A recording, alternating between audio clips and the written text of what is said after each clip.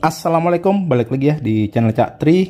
Oke teman-teman, hari ini kita akan coba unboxing ya untuk air unit yang sekarang lagi hype ya, dari brand DJI.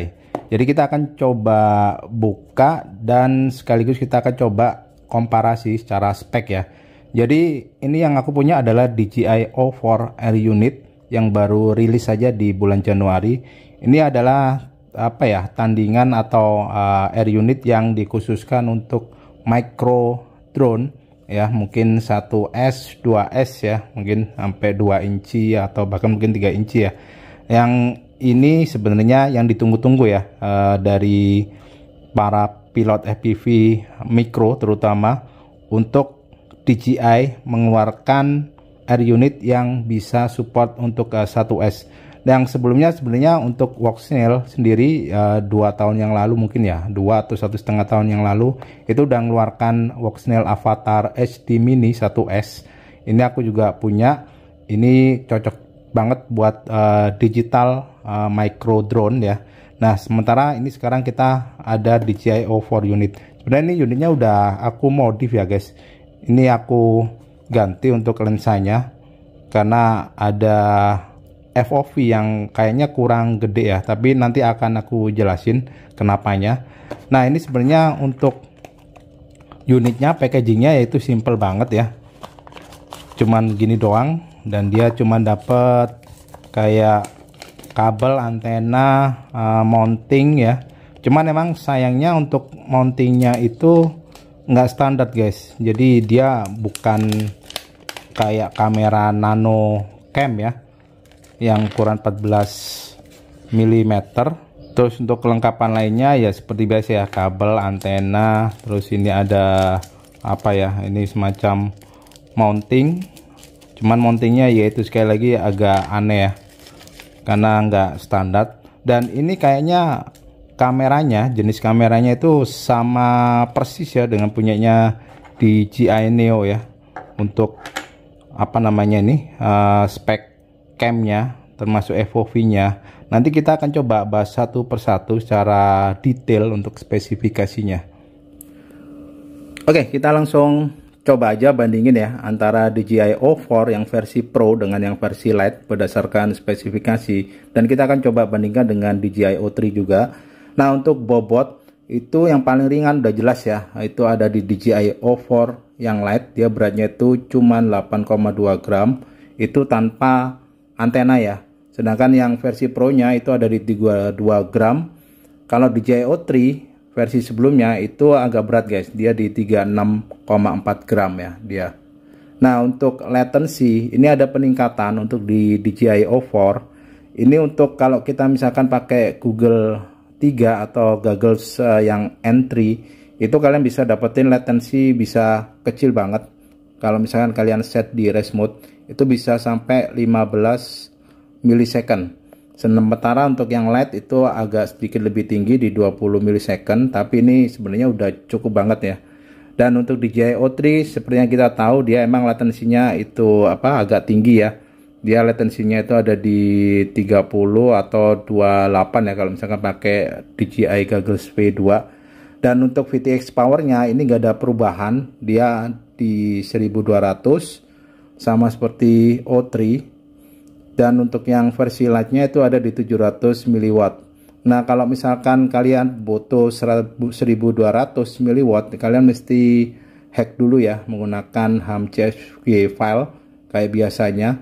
Jadi kalian set ke FCC mode ya, sehingga bisa pakai 1200 mW. Sementara untuk antenanya, dia balik lagi ke mode konvensional ya, menggunakan 2 antena ya di sini. Sementara untuk yang Lite itu single antena, karena untuk ngejar bobot dia pasti pakai satu UFL konektor doang. Dan untuk input voltage-nya itu nggak ada perubahan antara O4 sama O3. Dan untuk yang Lite-nya itu dia ada di 37 sampai di 13 volt ya. Jadi sekitar antara 1S sampai 3S. Lalu untuk built-in storage-nya, nah ini yang agak aneh guys. Untuk yang versi Pro built-innya itu cuman 4 GB ya. malah penurunan dibandingkan O3 yang menggunakan 20 GB untuk internalnya, tapi dia disertai slot micro SD card ya. Sementara untuk yang Lite ini bahkan lebih tinggi guys, dia di 23 GB dan nggak ada slot memory cardnya. Ini sih nggak perlu sih kalau udah 23 GB. Sementara untuk channelnya, untuk O4 ini ada upgrade ya, jadi ada frekuensi baru yaitu 60 MHz. Sementara yang untuk O3 itu baru di 40 MHz, jadi dia ada penambahan channel baru untuk frekuensinya ada di 60 MHz. Dan untuk kameranya ini yang bedain guys di antara ketiganya. Yang paling bagus itu ada di versi Pro, itu ada di 1/1.3 inch ya untuk sensornya. Sementara yang DJI O4 Lite itu sama kayak Neo, itu setengah inch untuk sensornya. Dan di DJI O3 ini sedikit di bawahnya untuk yang O4 Pro, itu 1/1.7 inch sensornya. Untuk FOV nya itu yang Pro dengan yang DJI O3 itu sama, pakai 155 degree. Sementara untuk yang O4 Lite itu kecil banget guys, sama kayak Neo ya, dia di 117 degree. Jadi ini kelihatan kayak deket banget. Kalau misalkan kalian stabilkan malah kelihatan agak aneh, deket banget ya rasanya. Nah itu dia alasan kenapa aku ganti ya untuk lens kamenya. Ini karena untuk FOV nya aku nggak tahu kenapa dia pakai FOV yang kecil banget ya, 117 degree, dan dia cuman normal mode doang, nggak ada extra wide lensnya. Terus untuk penggantinya ini aku pakai apa namanya ini ya, housing untuk lensnya itu menggunakan kameranya si Cadex N guys. Nah yang kayak gini. Nah jadi kalau kalian perhatikan ini adalah lensa aslinya. Nah bentuknya itu kayak gini nih. Nah yang perlu kalian hati-hati kalau melakukan modifikasi kayak gini, ini untuk nyopot Cadex N nya ini yang udah dicopot ya, itu sebenarnya gampang banget ya. Kalian, ini aku contohin yang masih nempel ya, karena kebetulan aku punya beberapa kamera yang sensornya udah rusak atau boardnya udah rusak, tapi kita masih bisa pakai untuk housing lensnya. Jadi kalau mau copot itu sebenarnya tinggal di sini ada baut ya, ada satu di sini sama ada satu nih, ada baut kecil. Ini kalian copot, terus kalian panasin guys untuk pinggir-pinggirannya ini sampai dia terlepas nanti. Nah kalau udah dicopot ya untuk housing lensnya ini kalian tinggal buka. Yang paling susah itu adalah buka yang punyanya si DJI O4 Lite ini, untuk buka apa namanya nih lensnya, karena lemnya itu cukup kuat ya. Dan yang perlu kalian perhatikan untuk bukanya, ini bukan yang pas nempel di boardnya kayak seperti yang punyanya Cadex N ya.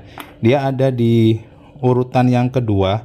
Jadi dia untuk sensornya itu ada di sini nih. Nah ini kalian bisa lihat ya, di sini masih ada gundukan kecil.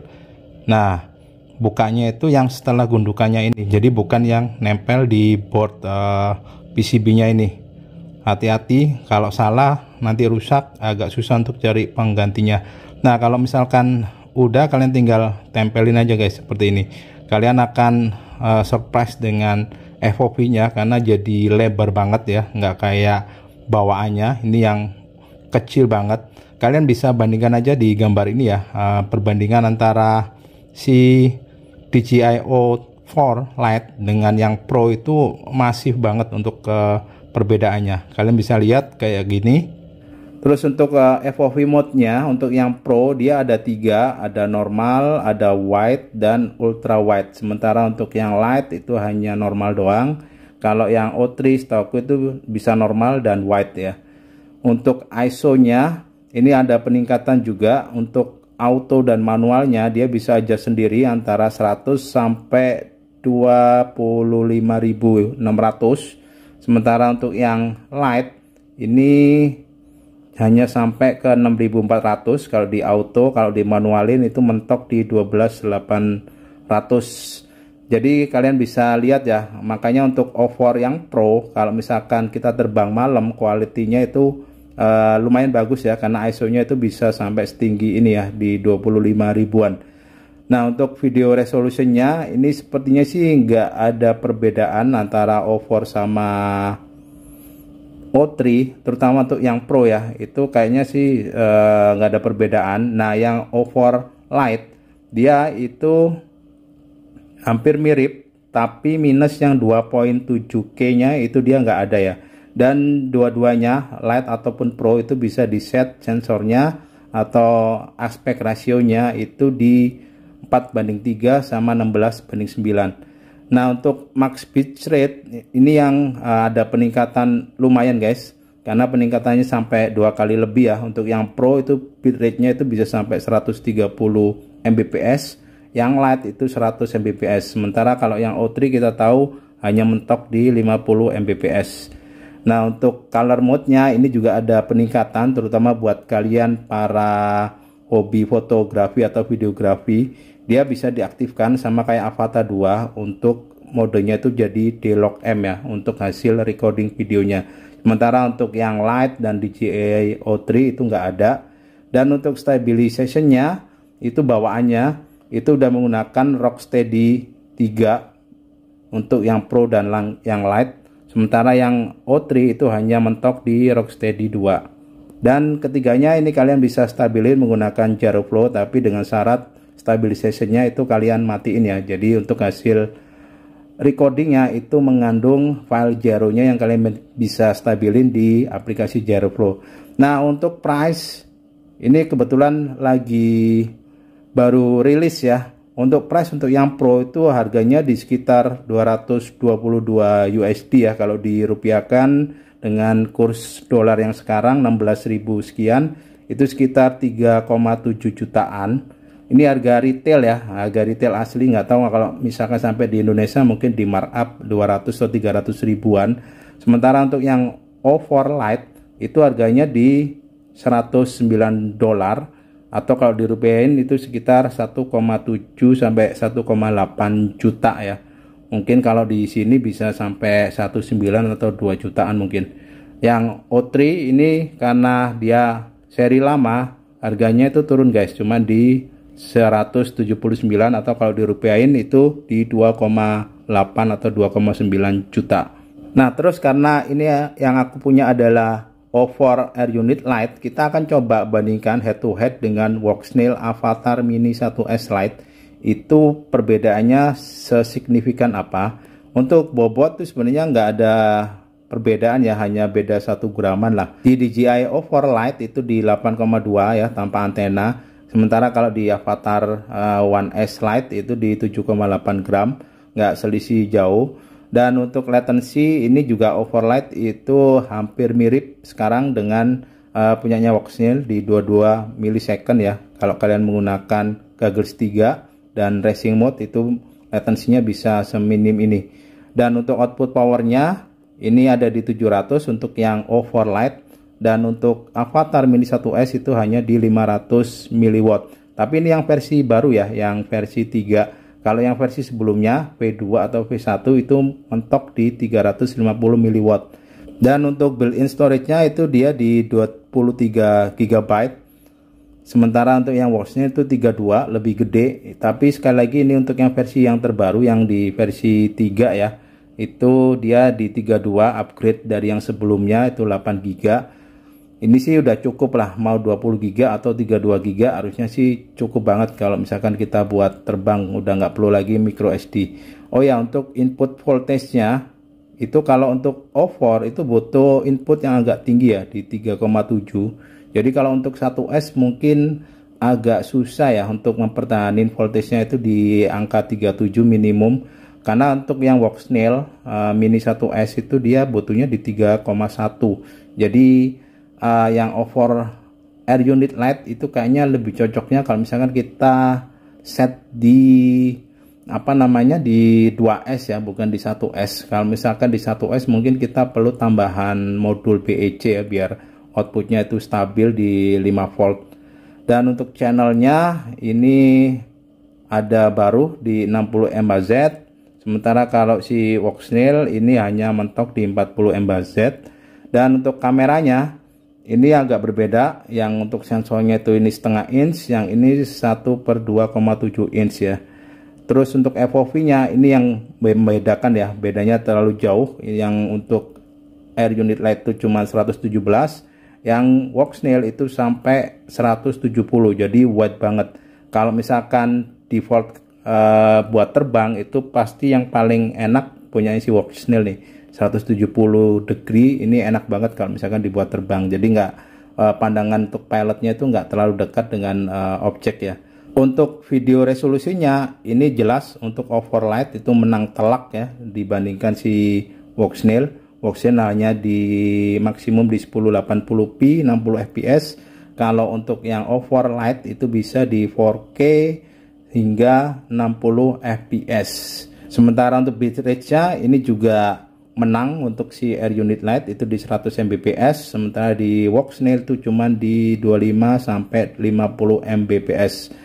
Untuk ICE-nya yang Walksnail itu dia nggak ada, yang di DJI O4 Air Unit Lite itu menggunakan Rocksteady 3, atau kalian bisa stabilin juga manual dengan menggunakan aplikasi Gyroflow. Untuk harganya ini lumayan signifikan perbedaannya. Untuk harganya yang di O4 Lite itu sekitar $109 atau 1,7 sampai 2 jutaan lah ya. Sementara kalau untuk yang Avatar Mini One S Lite itu di $89 atau sekitar 1,4 atau 1,5 jutaan. Oke, paling itu aja untuk video singkat terkait unboxing DJI O4 yang versi Lite ya. Dan untuk buildnya ini aku masih ragu ya, mau build untuk 1S atau 2S ya. Kayaknya sih mungkin aku build di 2S ya, karena untuk input power si air unitnya ini butuh minimal tuh di 3.7, agak lebih tinggi daripada si punyanya si Walksnail. Dia itu bisa di 3,1 volt, itu gambar masih oke ya kalau di atas itu. Dan sementara kalau yang aku tahu di review di banyak di channel YouTube sana di luaran itu, kalau misalkan voltasenya itu kurang dari 3,7, dia gambarnya agak ngeblur guys, kayak kurang power gitu. Jadi mungkin aku akan build di micro drone untuk 2S ya, mungkin untuk sel baterainya. Oke, paling segitu dulu video dari saya. Semoga videonya bermanfaat dan sampai ketemu lagi di video saya selanjutnya. Thank you dan wassalamualaikum.